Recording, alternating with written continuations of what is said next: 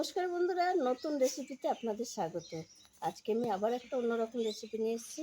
আজকে আমি করে দেখাবো এই যে কচুর শাক, চিংড়ি মাছ দিয়ে কচুর শাক। এর আগের দিন আমি নিরামিষ কচুর শাক করে দেখেছি, আজকে চিংড়ি মাছ দিয়ে কচুর শাক করে দেখাবো। তাই আমি প্রথমে গাছতলায় বসে কচুর শাক, চিংড়ি মাছ কেটে নেবো, তারপরে আমি রান্নাঘরে যাবো। এই দেখুন বন্ধুরা, কচুর শাক আর এই দেখুন চিংড়ি মাছ। এই চিংড়ি মাছ দিয়ে আমি কচুর শাক রান্না করব।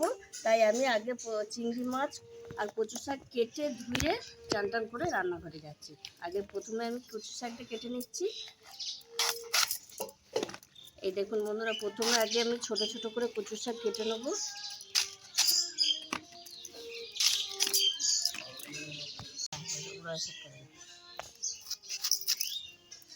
এই দেখুন বন্ধুরা, আমি কচুর শাকটা এইভাবে কেটে নেব। এই দেখুন বন্ধুরা, কচুর শাক কাটা হয়ে গেছে। এবার আমি এই চিংড়ি মাছগুলো কেটে নিচ্ছি। এইভাবে চিংড়ি মাছ কেটে নেবো। এগুলো তো খুব বড় চিংড়ি না, ছোট চিংড়ি, খুব একটা বাদ দেব না।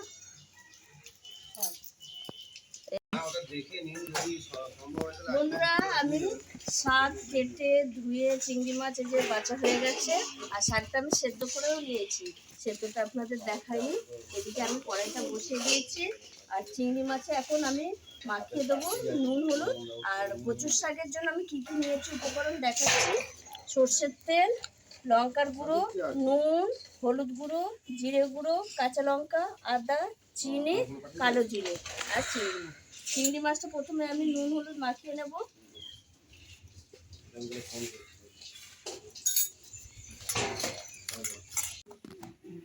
এই দেখুন বন্ধুরা, তেল গরম হয়ে গেছে, কড়াই দিয়ে দিচ্ছি আমি সর্ষের তেল। এই রান্নাটা আমি সর্ষের তেলেই করব। এবার আমি চিংড়ি মাছগুলো ভেজে নেব।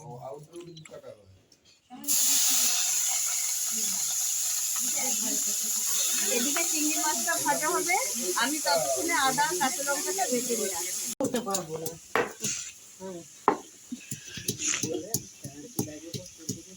দেখুন বন্ধুরা, এবার আমি আদা কাঁচা লঙ্কাটা বেটে নিচ্ছি।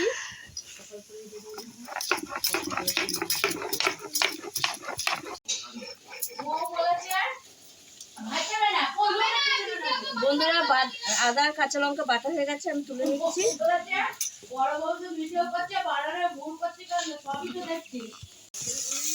এই দেখুন বন্ধুরা, চিংড়ি মাছ ভাজা হয়ে গেছে, আমি তুলে নিচ্ছি।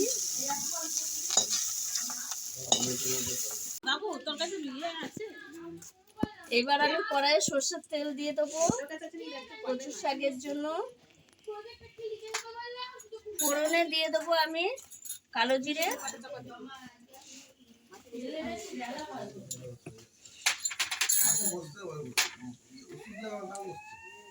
এই আদা কাঁচা লঙ্কা বাটার মধ্যে আমি জিরে গুঁড়োটা দিয়ে দিচ্ছি।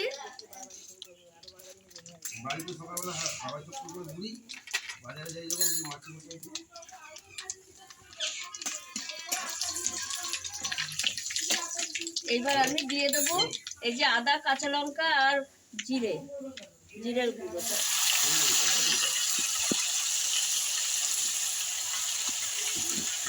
আর দিয়ে দেবো হলুদ গুঁড়ো,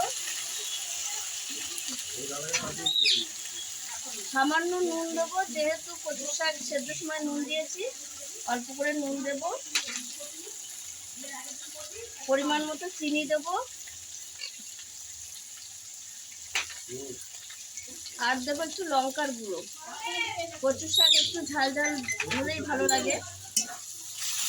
দিয়ে আমি মশলাটা একটু কষিয়ে নেবো। কষা হয়ে গেছে, এবার আমি দিয়ে দেবো কচুর শাক সেদ্ধ করে রাখা।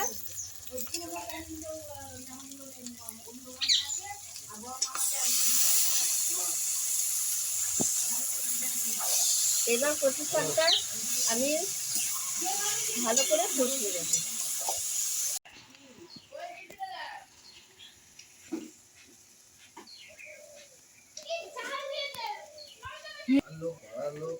বন্ধুরা, কচুর শাকটা আমি খানিকক্ষণ মশলার সঙ্গে কষিয়ে নিয়েছি।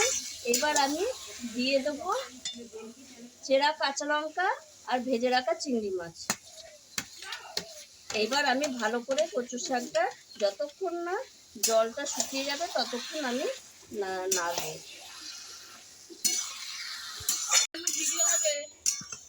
এই দেখুন বন্ধুরা, 20 মিনিট হয়ে গেছে। আমি কচু শাকটা একভাবে নেড়ে যাচ্ছি, এতক্ষণে জলটা শুকিয়ে গেছে। এবার আমার কচু শাক হয়ে গেছে, আমি কচু শাকটা নামিয়ে নেব। ভিডিও করছি তার অন্যদিকে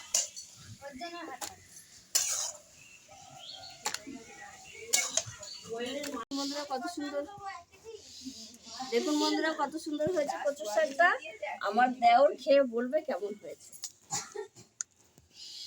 কচু শাকটা খেয়ে বল কেমন হয়েছে। হ্যাঁ, আমার দেওর কলকাতায় থাকে, কলকাতাতে থেকে এসছে কালী পুজো ভাইফোঁটায়, তাই ওকে আমি দিচ্ছি রে।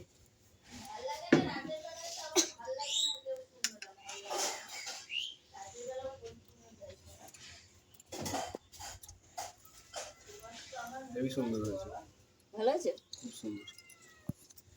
বন্ধুরা, আপনারা তো শুনতেই পেলেন আমার দেওর কি বললো, ভালো হয়েছে। আপনারাও এইভাবে, আমি যেইভাবে করেছি খুব সহজ পদ্ধতিতে দেখিয়েছি, আপনারাও এইভাবে চিংড়ি মাছ দিয়ে খুব সহজ উপায়ে কচু শাক করে খাবেন, ভালো লাগবে। তা আমার ভিডিওটি যদি ভালো লেগে থাকে তাহলে লাইক করবেন, শেয়ার করবেন, সাবস্ক্রাইব করবেন। আবার দেখা হবে আগামী ভিডিও। টাটা।